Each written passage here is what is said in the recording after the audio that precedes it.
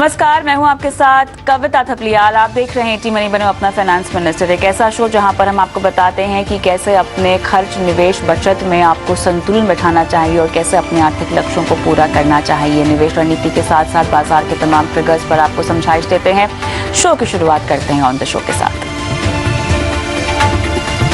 RBI ने लगातार चौथी बार बढ़ाई दरें, रेपो रेट आधा % बढ़ाकर 5.9% की। आरबीआई गवर्नर ने कहा अकोमोडेशन विड्रॉल पर फोकस।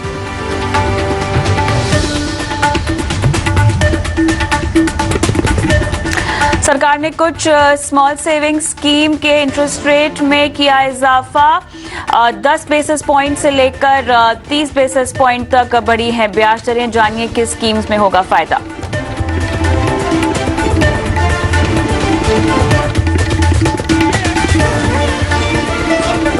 डेटिंग ऐप से हो जाइए सावधान, बढ़ रहे हैं ठगी के मामले। जरा सी चूक जिंदगी भर के लिए ना बन जाए मुसीबत।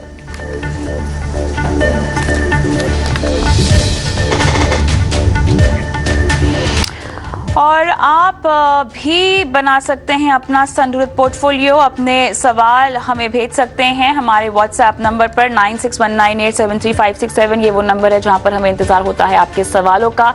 सवाल भेजिए और हम करेंगे आपकी लाइफ फाइनेंशियल प्लानिंग।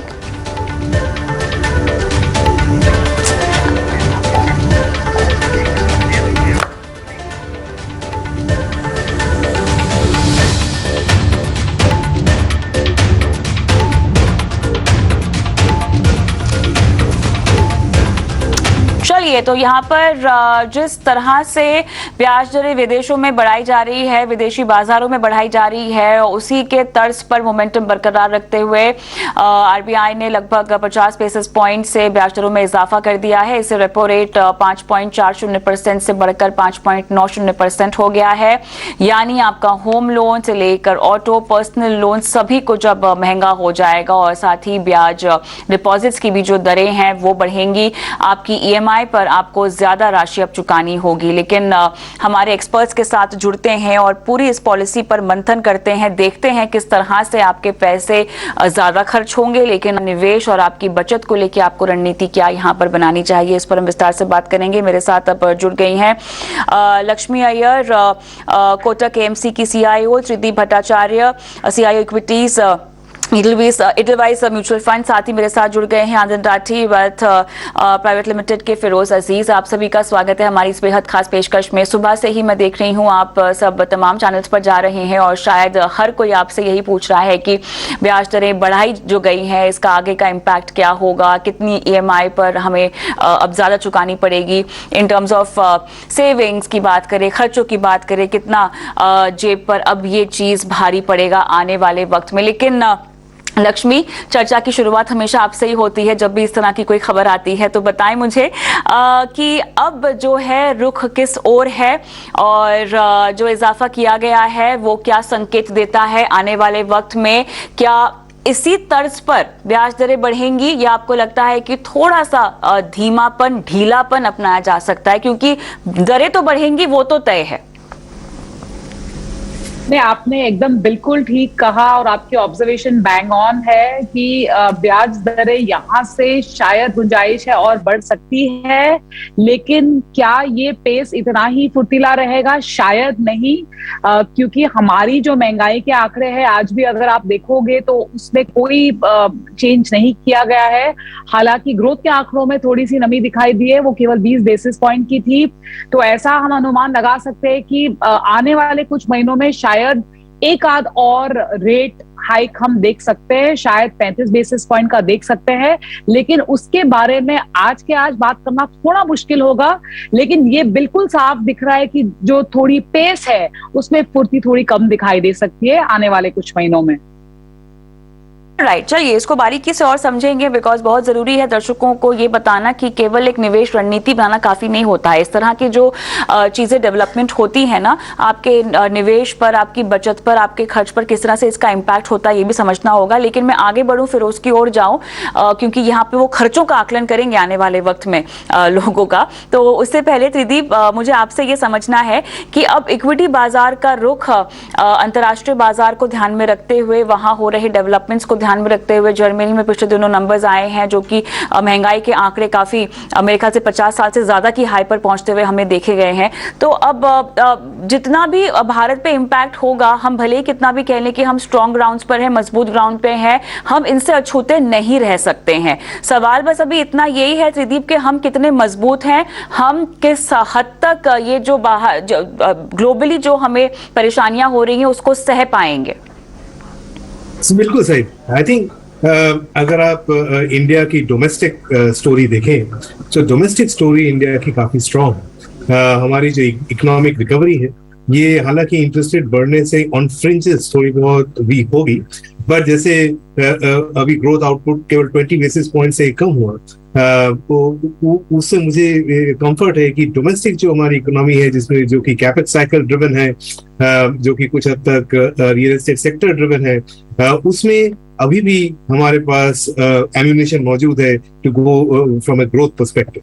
लेकिन अगर हम ग्लोबल पॉइंट ऑफ व्यू से देखें तो वहां की जो इन्फ्लेशन है, इंडिया में भी इन्फ्लेशन प्रॉब्लम है, ग्लोबल में इन्फ्लेशन प्रॉब्लम है, दोनों में अंतर है। लेकिन अगर आप यूनाइटेड स्टेट्स का इन्फ्लेशन देखें तो वो जो इन्फ्लेशन देख रहे हैं आज, वो पिछली बार ये 1970s में उन्होंने इस लेवल की इन्फ्लेशन देखी। हम जो इन्फ्लेशन देख रहे हैं वो हमने पिछले 5-6 साल पहले ऐसा देखा हुआ है, तो हमारा प्रॉब्लम उतना एक्यूट नहीं है जितना कि उनका है। तो इसलिए हमारी इकोनॉमिक रिकवरी उतनी शायद ना हो जितने कि बाहर के देशों की इकोनॉमी हो। तो इसलिए ऑन रिलेटिव बेसिस हम शायद स्ट्रांग रहे। बट आपकी बात बिल्कुल सही है कि अगर ग्लोबल हेडविंड्स आते रहे तो कुछ हद तक हमारी आगे बढ़ने का जो पेस है वो कम हो जाएगा। मैं कुछ दिन पहले ग्रोथ रेट्स देख रहा था जीडीपी की इंडिया का फ्रॉम दिस करंट ईयर, और मैंने पाया कि हमारे growth rates would be amongst top two और three name, not only amongst emerging markets but also developed markets. So कुल मिला के अल्टीमेटली अगर पैसे लगाने हैं तो कहीं रिलेटिव बेसिस में कहीं तो आपको रखना होगा। तो उस पॉइंट ऑफ व्यू से इंडिया का केस कंटिन्यू फिर भी स्ट्रांग है, रिलेटिव बेसिस में काफी स्ट्रांग है। एब्सोल्यूट बेसिस में हमारे पास अभी भी थोड़े बहुत हेडविंड्स रहते हैं। बिल्कुल। फिरोज, आने वाले वक्त में कर्ज लेना महंगा होगा, डिपॉजिट की दरें बढ़ेंगी, तो कर्ज लेना महंगा होगा, उस पर हम बात करते हैं सबसे पहले। तो अब की बार तो जितनी भी रिपोर्ट्स हम पढ़ रहे हैं, जितने भी लोगों से मैं बाहर जाके मिल रही हूं, तो बहुत अपबीट होने वाला है फेस्टिव सीजन। ठीक है, लोग जमकर खरीदारी करने वाले हैं। कई आंकड़े भी यहाँ पर दिखाई दे रहे हैं जहां पर लोग ऑफलाइन कहो ऑनलाइन कहो सब जगह जाके खरीदारी करने का मन है लोगों का। लेकिन ये कब तक चलेगा? ये जो हम महंगाई, जो हम कर्ज दरें बढ़ने की बात कर रहे हैं, ये कब पिंच करेंगी, कैसे पिंच करेंगी, ये हमको समझाएं। और साथ ही ये बताएं कि अब अगर किसी ने लोन ले रखा हो तो उनकी ईएमआई कितनी बढ़ेगी? कविता जी, आई थिंक मेरे हिसाब से इतने भय की बात नहीं है। अच्छा। क्योंकि लॉन्ग टर्म लोन के जो रेट्स हैं उतने बढ़ने वाले हैं नहीं। क्योंकि जो शॉर्ट टर्म रेट्स थे, अब आप रेपो ही देख लें, पहले 1 अप्रैल इस फाइनेंशियल ईयर से हम 1.9% बढ़े हैं रेपो रेट में, 4 से लेके हम आ गए 5.9। अगर आप 10 ईयर की गवर्नमेंट यील्ड की बात करें तो 7.14 से आज 7.44 पे क्लोज हुई। तो उधर सिर्फ 30-40 पैसे का फर्क पड़ा है, रेपो में 1.9% का फर्क पड़ा है। तो ये जो शॉर्ट टर्म रेट्स कोविड के बाद घटाए गए थे, 2019 तक तो हम 6 के रेपो पे ही थे, आज भी उससे कम ही है। तो ये जो 2 साल का हमें कोविड का डिस्काउंट मिला था वो वापस लिया जा रहा है, उसको हम पचा नहीं सकते कि हमेशा रहेगा। सो पॉइंट 1, इतने डर की बात नहीं है। होम लोन की दरें रेट की इतनी नहीं बढ़ने वाली है, क्योंकि 10 ईयर जिसे क्या जो गवर्नमेंट की बोरोइंग की रेट भी इतनी बड़ी नहीं। पॉइंट 1। पॉइंट 2, अगर थोड़ी सी समझदारी हम अपना लें, थोड़ी ज्यादा स्ट्रेटेजी कर लें, ज्यादा नेगोशिएट कर लें, या फिर होम क्रेडिट अकाउंट्स यूज कर लें, तो बड़े टिकट लोन्स पे आप अपने जो भी थोड़ा 3,000 रुपए का आपका इजाफा हुआ है ईएमआई में 25 लाख के लोन पे, उसको मिटिगेट करने के लिए आप अपनी रणनीति बना सकते हैं और इसको लार्जली मिटिगेट कर सकते हैं। तो हिम्मत नहीं हारनी है एक बोरोवर को, अपना दिमाग ज्यादा लगाना है, अपनी नेगोशिएटिंग कैपेबिलिटी को ज्यादा लाना है। क्रेडिट ऑफ टेक कम होगा, एडवांसेस की जो डिमांड है, बैंकों की भी गरज होगी कि पैसे बाहर बांटे। तो ऐसे समय में कॉम्पिटिटिव एनवायरनमेंट में आप इसको मिटिगेट करने की क्षमता रखते हैं।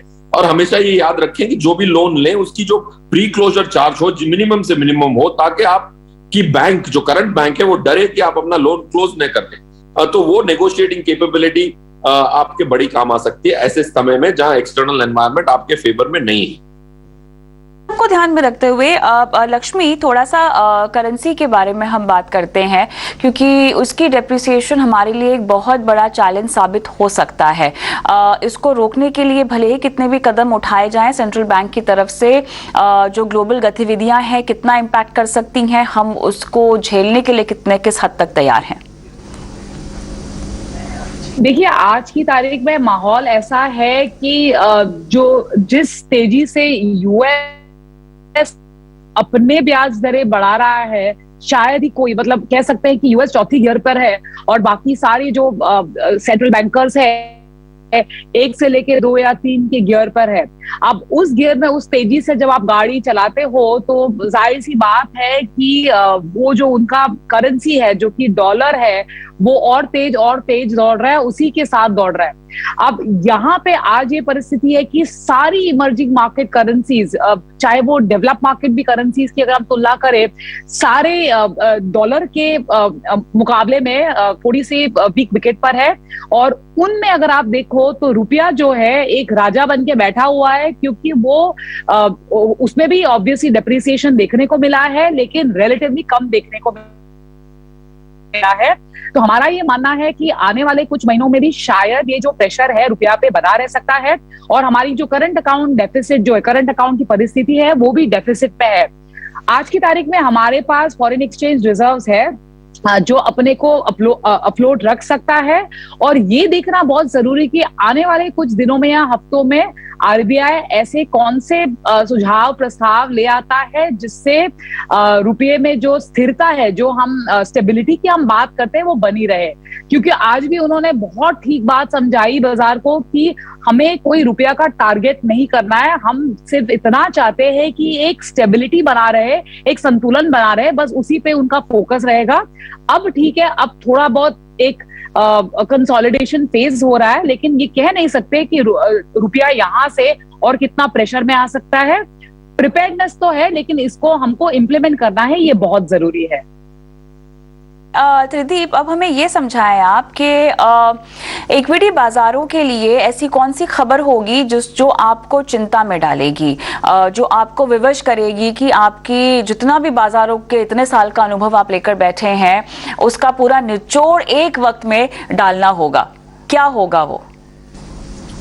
मेरे ख्याल में अभी जिस हिसाब से सूरत हाल है उसके हिसाब से ग्लोबल कोई भी करेंसी अगर अचानक से जैसे अभी पाउंड में एक बहुत बड़ी गिरावट देखने को मिली, उस तरीके से अगर एक इनऑर्डिनेट मूव देखने को मिलता है in any of the global currencies, तो मेरे ख्याल में ये एक 3rd डिग्री इवेंट होगा। इसके लिए कोई भी प्रिपेयर्ड नहीं है। अगर आप मुझे सही में पूछे तो across all the asset classes which is currency, equities and what not. पर अगर आप इक्विटी मार्केट्स की पॉइंट ऑफ व्यू से बात करें और वो भी Indian equities point of view से बात करें, तो हमारी जो स्टोरी है उसपे वो निर्धारित हुई है और वो डिसाइड कर रहा है बेसिकली हमारे अर्निंग्स अपग्रेड। तो जब तक ये अर्निंग्स हमारी चलती रहेगी तब तक बेसिकली हमारा और ग्रोथ स्टोरी जो हमारी चलती रहेगी उस हिसाब से, तो तब तक हमारी कहानी मजबूत। तो इस पॉइंट ऑफ व्यू से अगर हम लोगों को कैपेक्स साइकिल जैसे कुछ स्लोनेस के साइंस देखने को मिले उसमें, या नेट बैलेंस जैसे अभी हमारा अगला रिजल्ट सीजन आने वाला है उसमें अगर कंपनी जाके हमको ये कहे कि हमारे अर्निंग्स कटने होंगे, तब वो हमारे लिए एक चिंता की बात होगी। हालांकि मैं ये बता दूं आपके दर्शकों को कि अभी फेस्टिव सीजन के जो हमको डेटा पॉइंट्स मिल रहे हैं वो हालांकि ऐसा नहीं बताते हैं। वो बताते हैं कि डिमांड अभी भी मजबूत है, कुछ सेक्टर्स में तो ज्यादा है, उसको संभालने की जरूरत पड़ रही है। पर नेट अगर आगे चल के कुछ ऐसा सुनने को मिले कि डिमांड उतनी स्ट्रांग नहीं है, अर्निंग सब कटेंगे, तो वो हमारे लिए चिंता की बात हो सकती है। का जो ट्रेंड निवेश का रहा है, त्रिदीप मुझे जरा बताएं, लोगों ने अगर एसआईपी लमसम के जरिए निवेश शुरू किया था तो अब कुछ बदला है क्या वो ट्रेंड? लोगों ने क्या एसआईपी लमसम छोड़कर एसआईपी की ओर रुख बढ़ा लिया है? एसआईपी की राशि कितनी कम है, कितनी ज्यादा है? किस तरह के फंड में लोग ज्यादा निवेश कर रहे हैं? कुछ आपने भापा है जो आप बता सकते हैं? मेरे हिसाब से मतलब जो हम डेटा देखते हैं उस हिसाब से जितना समझ में आ रहा है वो ये है कि जनरली अभी इंडियन इन्वेस्टर में एक पैनिक जो है वो अभी सेट नहीं हुआ है, टू बी वेरी फ्रैंक। हालांकि पैसे डालने की जो गति है वो थोड़ी बहुत कम हो सकती है। जो पहले लमसम करते थे, मार्केट ने पिछले 2-3 महीने में रैली दिया ऑलमोस्ट अबाउट 15-20% का, तो कुछ हद तक वहां पे स्लो होना तो बनता है।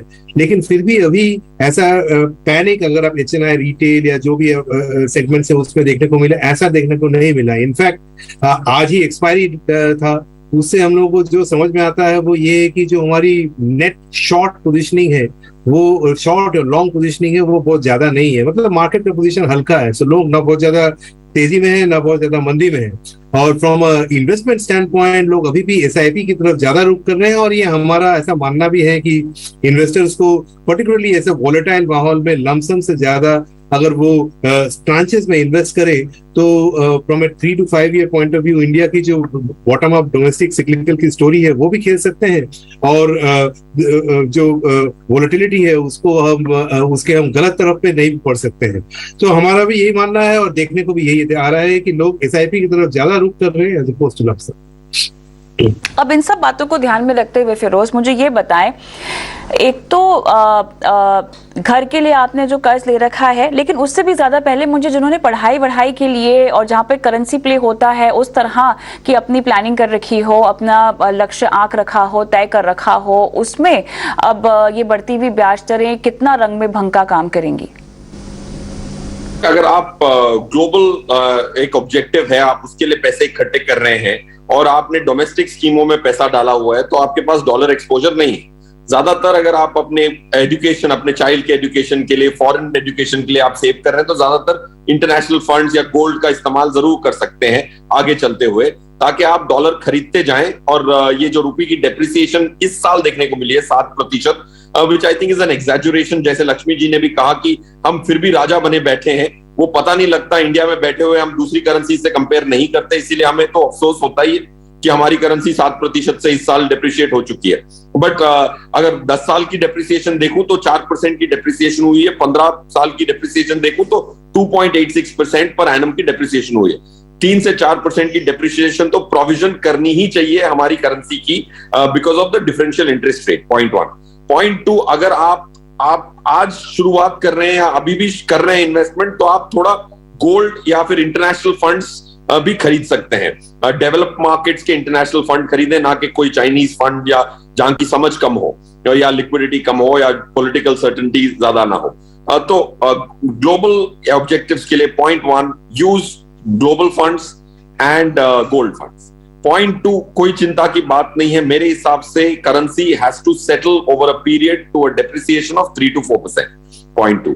पॉइंट 3, अगर आपने कर्जे लिए हुए हैं और आपकी EMI चल रही है, तो उसके साथ अगर आप लॉन्ग टर्म में 10% आपकी EMI का SIP करते हैं और 13 से 15% की अगर रिटर्न आती है, तो आपका जो भी ब्याज पे किया हुआ है 10% की SIP करने से, अगर समझिए आपकी 25,000 की EMI चल रही है, 2,500 से 3,000 की अगर आप SIP कर लेते हैं, तो जो भी ब्याज आपने लोन पे दिया हुआ है उतने लोन की रिकवरी करने का, उतने ब्याज की रिकवरी करने का ये पैसा क्षमता रखता है। तो हमेशा लोन के साथ EMI करें और EMI के साथ एक SIP जरूर करें लॉन्ग टर्म के लिए, ताकि वो आपका जो इंटरेस्ट बर्डन है वो उसको अब्सॉर्ब कर सकता है, compounding at 14-15%, which has been seen over the last few decades in Indian capital markets.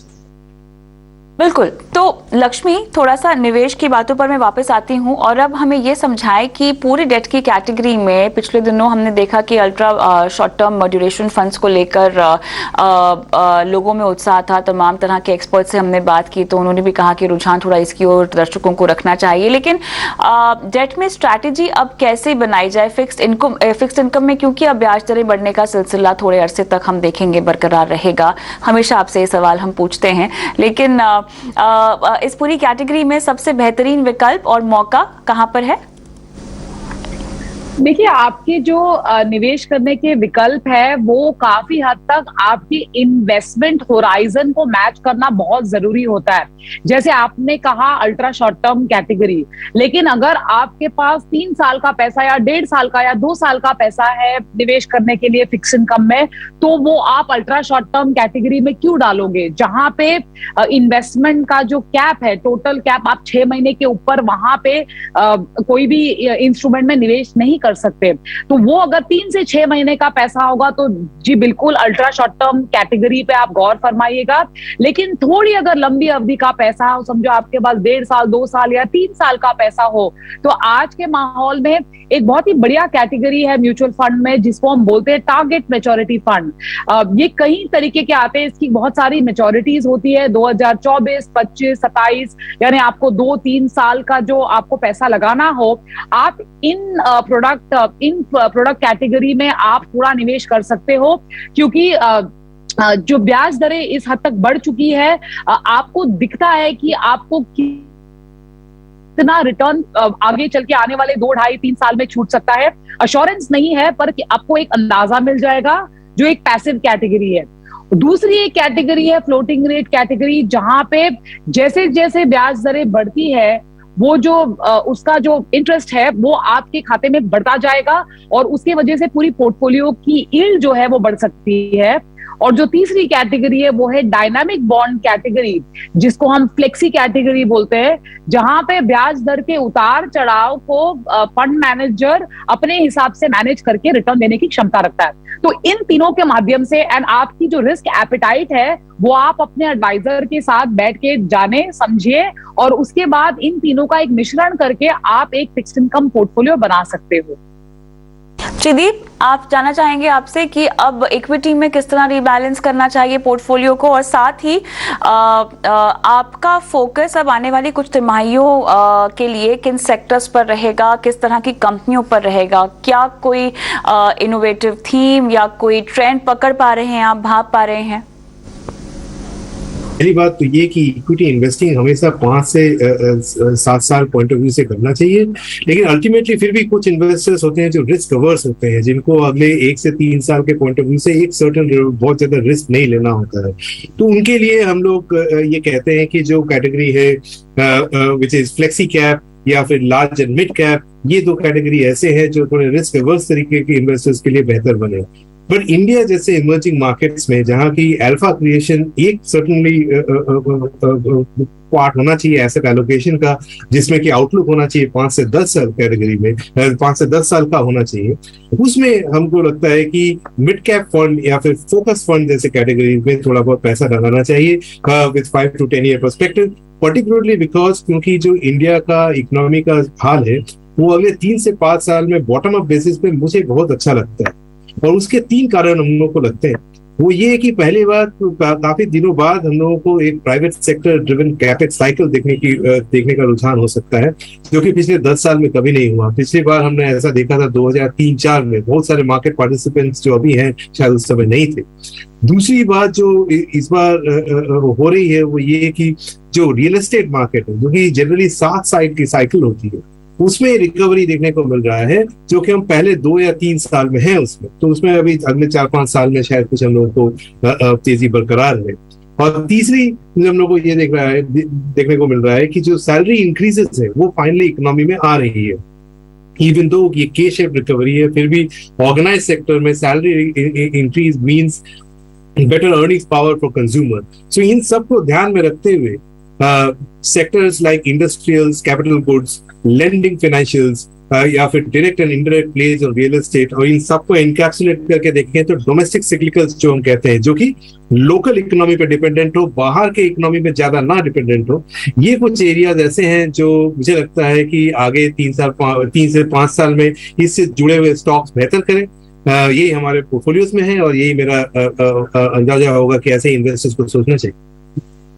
Firoz, अब स्ट्रैटेजी में पैसिव इन्वेस्टमेंट को या पैसिव फंड्स को कितना तवज्जो देना चाहिए? स्पेशली लार्ज कैप के लिहाज से मुझे ये पूछना होगा, जो कि हम देख रहे हैं काफी अंतराल से, काफी समय से अंडर परफॉर्म भी कर रहे हैं। किस तरह से आप पैसिव को रिप्लेस कर सकते हैं, एक्टिव को रिप्लेस कर सकते हैं पैसिव से? देखिए कविता जी, एक्टिव से पैसिव में जाने के लिए बहुत ज्यादा एनालिसिस की जरूरत पड़ती है मेरे हिसाब से। अब जैसे आपने कहा कि लार्ज कैप कैटेगरी में 33 फंड है, उसमें से सिर्फ 9 फंडों ने लास्ट 1 साल में अपने करस्पॉन्डिंग इंडेक्स को बीट किया है, जो निफ्टी 100 है, जो नया डिफाइंड कैटेगरी है जिसको बेंचमार्क करती है। Large cap benchmarks itself to the Nifty 100, जो एक स्पेशल टॉप 100 कंपनीज पे फोकस करता है। उसमें सिर्फ 36% स्कीम्स जो हैं वो उस बेंचमार्क को बीट कर पाई है लास्ट 2018 में अक्टूबर में जब सेबी ने एक रिक्लासिफाई किया था, तब से साल दर साल सिर्फ 36%, और उसकी जो अल्फा, जो ये 36% स्कीम्स हैं जिन्होंने अल्फा प्रोड्यूस किया था, वो सिर्फ 2.5% का अल्फा प्रोड्यूस कर पाई है। बट मेरे हिसाब से उसमें से सीधे आपको पैसिव में नहीं जाना चाहिए, क्योंकि पैसिव में तो कंफर्म है कि कोई अल्फा नहीं बनने वाला। अब उसके अलावा अगर आप फ्लेक्सी कैप देखें तो उसमें भी 70-75% लार्ज कैप में रहा है, बट उसमें जो अल्फा क्रिएटिंग की प्रोबेबिलिटी है वो 50% है। आधी स्कीमों ने अल्फा जनरेट किया और एक्सटेंट ऑफ अल्फा 5.38 है। तो मेरे हिसाब से पैसिव में जाने से पहले पूरे और जो विकल्प है उसको सबको खंगाल के देखना चाहिए कि वहां अल्फा बन सकता है कि नहीं बन सकता है, क्योंकि पैसिव में तो जीरो ही बनना है। अगर आप जीरो से खुश हैं तो आप उससे आप कहीं निराश ही नहीं हो सकते अगर आप ठीक से चुनाव करेंगे। फॉर एग्जाम्पल कविता जी, हमारे शो में, आपके शो में भी जो 11 स्कीम्स हमने 1 अप्रैल को रेकमेंड की होंगी उसमें 4% का अल्फा आया है वेटेड एवरेज। तो मेरे हिसाब से इन्वेस्टर काफी जल्दी हार मान जाते हैं और बोलते हैं कि अल्फा तो आएगा ही नहीं, तो मुझे जीरो से मैं बड़ा खुश हूं। तो I think that's a very easy and a very quick strategy which some investors follow. हम पैसिव को रेकमेंड नहीं करते, क्योंकि 400 जो फंड्स हैं total open ended equity scheme 497, उसमें से आप अगर परख के आपका शो देख के अच्छी स्कीमें खरीदेंगे तो अल्फा की संभावना इतनी भी कम नहीं है कि आप सीधे पैसिव में घुस जाएं। ऑलराइट, चलिए इसी के साथ त्रिदीप आपके साथ और लक्ष्मी आपके साथ चर्चा को मुझे यही समेटना होगा, क्योंकि वक्त खत्म हो गया है। बहुत बहुत धन्यवाद, समय निकाला और दर्शकों को आपने गाइड किया। फिरोज, आपके साथ हम चर्चा को बरकरार रखेंगे।